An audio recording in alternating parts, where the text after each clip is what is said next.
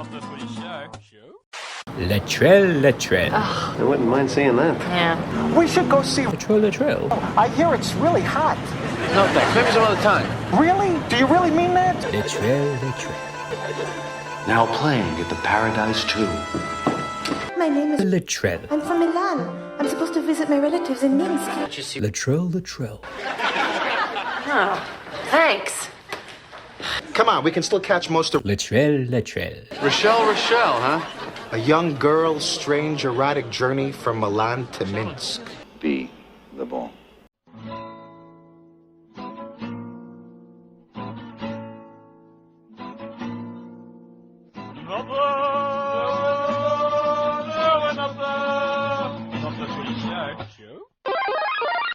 G'day everybody, welcome to episode 241 of Not The Footy Show. I'm Warrick Nicolson, and that is the male model from Camden. Where exactly are you from, Coxsmith? Robb Cox? It depends what part of my life, mate, but at the moment, Camden. Okay, Yeah. so last week we had the most beautiful man, the Cosmos, as his avatar. This week we're going with Kenny Sutcliffe, the male model from Mudgee. Buddy, Yeah. we're doing 2 podcasts within a few days. What is the world coming to? Well, apparently it's coming to an end for Latrell Mitchell in terms of rugby league in 2021. We all know the story or the incident. He came across and basically obliterated Joseph Manu, who now has a depressed cheekbone, fractured cheekbone, whichever cheekbone you want to describe in terms of breakage. That's it. Mitchell not sent off. Mitchell sin-binned. Mitchell now 6 weeks on the sideline. I'm going to put it to you straight up. We'll go with 2 parts in this. 1, was it a send-off? And 2, what's next for Latrell Mitchell? Because he's got 6 weeks to think about it, or plus an off-season. 100% as a send-off, mate. It was forceful and to the head. That's what they're going on this year since their crackdown. Do you remember one a few months ago? Bullymore got done against Canberra, I believe. Did he take out? For an accidental. Yeah. Someone tripped. Someone fell down and he hit him in the head, yeah. Right. Yeah. Latrell's was a lot more aggressive. I'm not sure. I'm going to give him the benefit of the doubt and say that he didn't mean for the result of what happened to happen. Yeah. No. I don't know.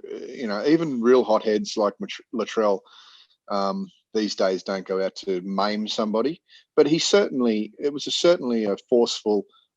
He wanted to take him out of the play and make him pay the price for getting through the line, basically.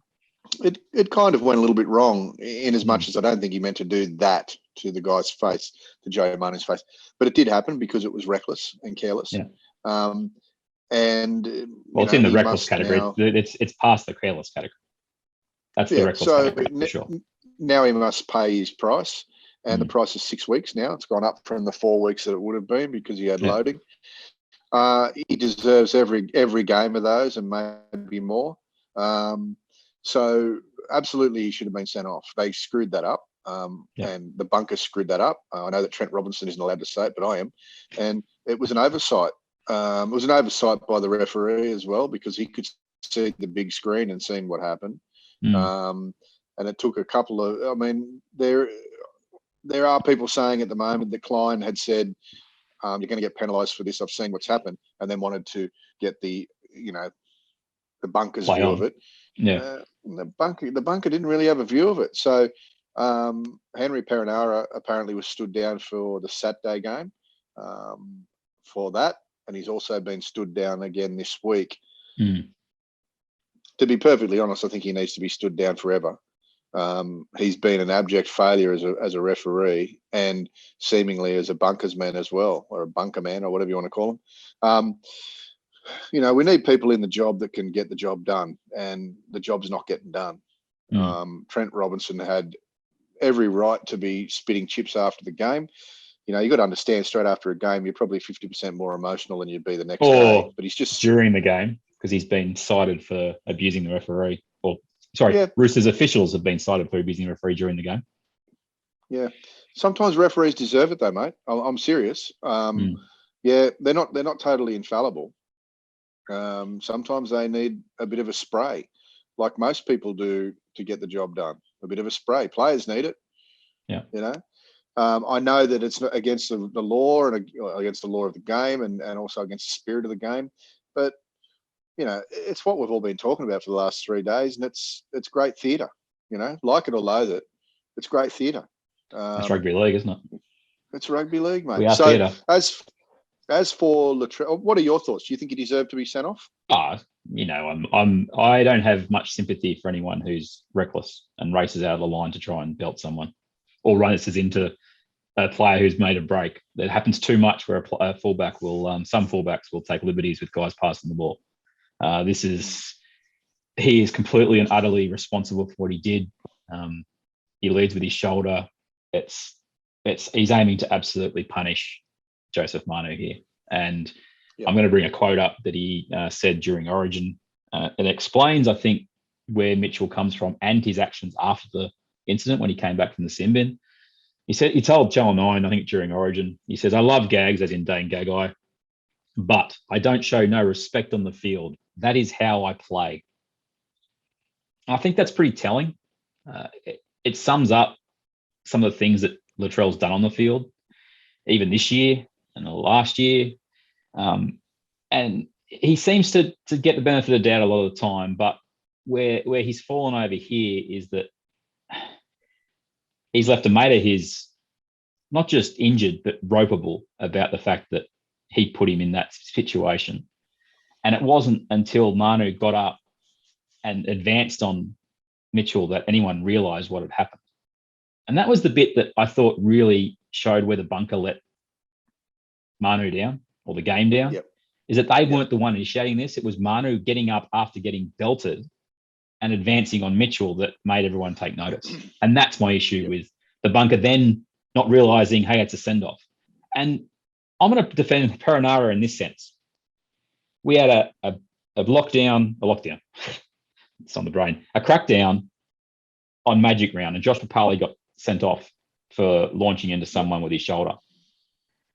And then every man and his dog got sin binned, pretty much. Every penalty for just barely any contact got done.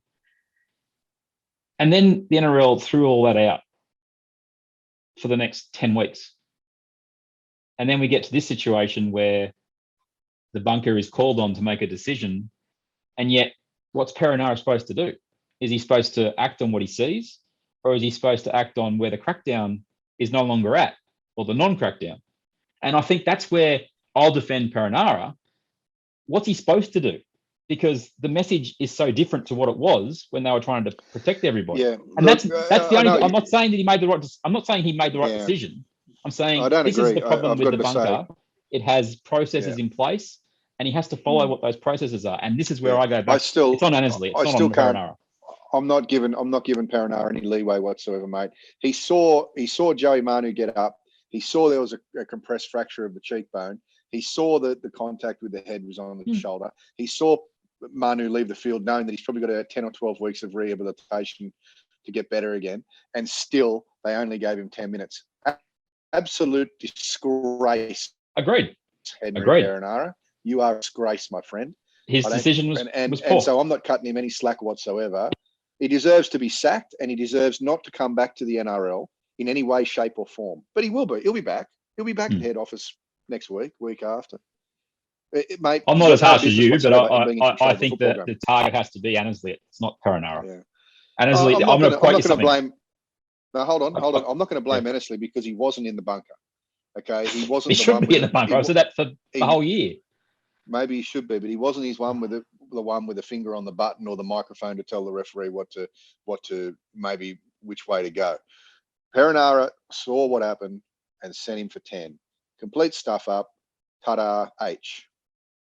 Well, whoever's in the bunker the next night when Thomas Flegler took someone out in the same style, where he raced out of the line and belted someone with his top of his shoulder and top of his arm, and he only got sin bin, gets 4 weeks. Nathan Brown does the same thing to Tom Eisenhuth, knocks him out senseless. Got a penalty, got a fine, I think. Didn't get sin bin. So what happens? What's the situation with that? That's what I don't understand. Well, okay. But we're still not getting anyone with a compressed fracture of the cheekbone. Mate, this was it was like painting a wall red. You know, the wall's red or it's white. Which one is it? The wall was red. He had a compressed fracture. It's weeks and months out of the game. Yeah. So let's not get confused with someone that might be feigning, maybe some kind of an injury to get a penalty. There was no feigning whatsoever. An Neither of the other absolute two horrible incidents were feigns. They both got smashed. Yeah, but what I'm saying is they can come back next week probably, if not the week after. Joey Manu's season is finished, and his preparation for next year is probably impeded a bit as well. So, just to be clear, I'm not saying he shouldn't have been sent off. That's not what I'm saying in the slightest. I don't understand, and this is the situation that I think Perenara found himself in, is that why are some things not that serious and other things are that serious when we had everything being serious 10 weeks ago? And that's the bit that I go on and answer, because it's I know what you're saying, but there's still the right thing to do and the not the right thing to do. And I really don't care about orders from above. You do the right thing. And the right thing in this situation was a player had been horrifically injured, which it is. I mean, that takes a fairly heavy blow, mate, to fracture a cheekbone and eye socket like that. You know, when they send these players for 10, knowing that is going to go to the judiciary, and I know they don't have time to think about everything, but knowing that's going to the judiciary and he's likely to get 6 to 10 weeks for that, how can you think that is a 10-minute sin bin? You can't. It's you know, and even Ashley Klein, who had the luxury of seeing the gigantic replay TV on the screen, how he didn't come to that conclusion without Perenara is beyond me. That's as well. process. That's process. That's where process stuff's in. Look, I also think Klein is a lame referee as well, mate. Yeah. I mean, I just don't disagree. It's why we keep wheeling out these blokes that have been around forever and have been making the same stuff ups forever is beyond me. Don't tell me you can't get anyone better. I mean, please. Can I wrap this part up with this quote from Annesley today? Yeah, you can wrap that bit up, and then we're going to talk about Latrell's future very quickly. Yeah. Annesley, speaking about his football briefings on Monday, this is what he said today. This is from the NRL website. That's the whole purpose of these weekly media briefings. It's really to say, yeah, we got some things wrong. Yeah, well, we'd prefer probably. I know what he's saying. What he's trying to do is say what he's trying to do there, and I'm not making excuses for him whatsoever. I've got no skin in this game. But what he's trying to say there is we're big enough to admit our mistakes, and referees are human and they're fallible and all the rest of it. But when you've got the luxury of a slow-mo replay or a full motion replay or as many friggin' replays as you want, then you're not expected to stuff up. Okay, so look, Annesley can say what he wants. At the end of the day, they can say, yeah, we got it wrong, but you still got it wrong. Doesn't matter how many times you say you got it wrm, you still got it wrong. Okay. And when you got, I understand Latrell stuffing up. I can understand that kind of he's got a short fuse anyway, and he's hot-headed, but it all happens in a moment in time. When you've got a slow-mo replay and you've probably got 2 minutes to think about it, there's no reason to stuff up. There really isn't. Latrell's playing in the seconds. From the time he decided to go for that tackle, and then getting there thinking I'm going to get a clean shot on Joey here, was probably around about a second or a second and a half. Okay, so he's got a second and a half moment to do whatever he thinks he needs to do. So he's got a very short time. The referees and the not touch judges, the bunker guys, they've got a minute, 2, sometimes up to 3 minutes to make a decision. Don't stuff up. It's simple. Don't stuff up. And Graham Annesley, look at all the pressure. He's got a week to decide what's good for the game is putting himself in the bunker for the entire final series. Because I don't want to hear Monday, oh, we got this wrong. No, put the onus on yourself and sit in the bunker. I know for a fact there's plenty of room. He can have the whole big screen thing for himself. And I know Mike Williams said it the other day. I've been saying this for a long time. I just don't understand why the head of football isn't shouldering this load, especially given the rightful criticism that goes in the bunker. I totally don't disagree with you, mate. I agree with that for the final series. Well, I think we might have discussed this last year. For the final series, the head of referees, whether it be Bernard Sutton or Graham Used to be, Annesley or not him. whoever's in charge, they should be in there. Horses. What's his name? Jared Maxwell, I think, is the head of referees at the moment. But Okay, Annesley, I don't want to hear your stuff on Monday during the finals. And we're talking not just results here, we're talking player responsibility and safety. And we go to Mitchell now. Welfare. I know we're running out of time because it's going to be a short one, but he's out for 6 weeks. He'll miss the entire final series. He missed last year's final series with a torn hamstring. He did. Souths have invested a lot in him, and they play great football when he's on the field. But this off-season, Latrell Mitchell, he has to look in the mirror and decide, well, what's my legacy? Because I'll give Andrew Voss credit for touching on this morning. I saw it on Twitter. He went to a longer diatribe, but effectively he's just saying, Latrell, you can shape how people look at you. You really can. And the way he acted after that, he came back on the field and threw the ball in the face of the no-name Roosters player who wasn't even within QE when it all happened. Yeah, it's just, disgraceful. Mate, we all have to grow up sometime. We really do. Well, here's the thing, mate, and I agree totally with what you're saying. They've spent upwards of $1 million a year on him. He now hasn't played in 2 final series, which has affected the team. So if you're a South supporter, you should be just as probably dirtier at Latrell than the East supporters are, because he's let your team down. Fear not, they can't win a grand final. If they get there, they can't win one without him. I mean, you need all your stars firing. But, you're right with the legacy that he's going to leave for people to think about him. He had a moment there when Joey Manu approached him. He had a moment to be dignified and put his hand up and put his hand on Joey's shoulder and say, mate, I'm sorry. If it went as wrong as we think it did, if it was a big accident like we think it is, who wouldn't say, mate, I'm sorry. I'm looking at your face now. I know that I've caused that. I'm really sorry, buddy. I think that's the mindset of Latrell. He was in that mindset. No respect. Yeah. Eat it. I've got you. So therefore, was it on purpose? I can't say it was. I don't think it was. I don't think he was intended to hurt him. Still. He didn't intend to smash his head in. That's the difference. Yeah. So he's got some work to do. He's got some work to do on himself. He has. We'll take a break and come back and talk about Trent Robinson's fine after the break here on NOT The Footy Show. NOT The Footy Show. They didn't know what they were doing. It was just, how do you send that for 10 in the bin? The guy will finish the year based on a late shot to the head, and it's 10 minutes in the bin. At which game? Like, you cannot make decisions if that's your decision. Get out of there. If you can't do it, get out of there. Or just get rid of it all completely. Get rid of it completely. If you cannot do the job, get out of there. And it's shown that the NRL Bunker cannot do their job this year. It's been a farce. It's been an absolute farce. Okay, we're wrapping up. It's a short one tonight, but already pretty fiery. Grannersley in our scopes, Paranara, never to be in the NRL again from somebody. And Latrell Mitchell, have a long, hard look at yourself during the off-season because you've got plenty of time to. Trent Robinson, some of his comments in the presser were right. Some of them were very club-focused. I refuse to believe that the Roosters are the only team that doesn't get looked after when it comes to player welfare. He would have felt like it in the moment, but he would have. But just you like, we're on your side, Trent, and then it's like, oh, you can't. I can't agree with that. He got $40,000 fine. There's a key part of this whole breach notice or whatever they've given from the NRL, and that is apparently during the game. I touched on it before.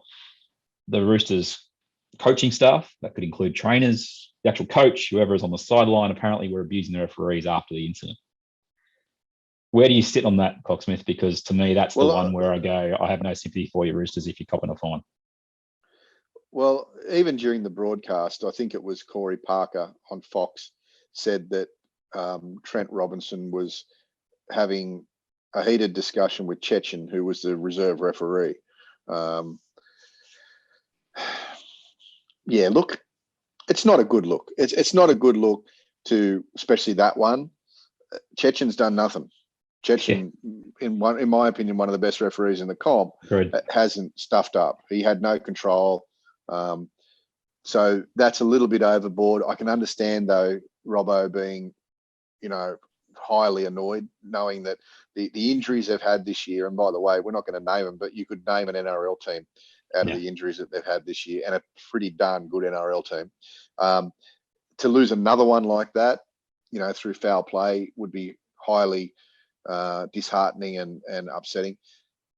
But you've got to have your control there. You've got to have your control. You've got to control yourself in that situation, even though it's terribly hard. So I think 10 grand of that is deserved. I know another 10 grand of it was because he named Perinara. He obviously did it on purpose. He went in there wanting to. I mean, you go into a press conference. He wanted his pound of flesh. He did. Yeah, and he got it. I mean, who knows for how long? Like you say, I think it should be for a long time. If you're inept, you're inept. Not much is going to change it. But yeah, look, I get it. 40 grand is nothing to the Roosters. Uncle Nick will pay for it. It's probably not even the profit on one luxury car. Let's be honest. So it's not a big deal. But I think it was probably warranted, because if you don't, you have mayhem. Every week you have referees taking pot shots at everyone. And on the sideline, having a go at Chechen is out of order. Agreed. By the way, big question for you. Sorry. Yeah, I was going to say there's another part of that as well, which is allegedly some players were having a go at Latrell. And I think that one of the things in that whole $40,000 was unruly behaviour on a sideline. That I understand. That I don't think there should be anything done. I mean, words aren't really meant to hurt us, is it? I mean, these are players having a go at other players. So, But the referee the reserve referee and Perinara. The direct comments about Perinara, I understand it. Okay, it happens again in the finals. Something happens again in the finals, and it costs the Roosters, and they get knocked out. And Robinson goes nuts in the presser. What's the fine? Yeah. Upwards of 100 grand, I would say, but they've got it, so it doesn't matter. Precisely. What does matter? Yeah, sorry. I was going to say, wrap it up. It's like a multi-billionaire copping a $500 fine for talking on his phone in the car. So what? Who cares? You got done for that. You're a multi-billionaire, are you? Yeah. My phone was on my lap. I was not on the phone. You remembered his story, people. Finally, because I know you got to go. You got some TV to watch. The top 8, it's still alive. There's one spot available. Currently, the Sharks are on 22 points and minus 24. Canberra on 22 points, minus 73. And the Titans, they need a miracle. They're on minus 47, and they're 2 points behind. Right now, Sharkies get the Storm, whether they rest players or not. Do you expect the Sharkies to get anywhere near Melbourne? No, they won't win. They won't win. So can Canberra beat the Roosters? They can.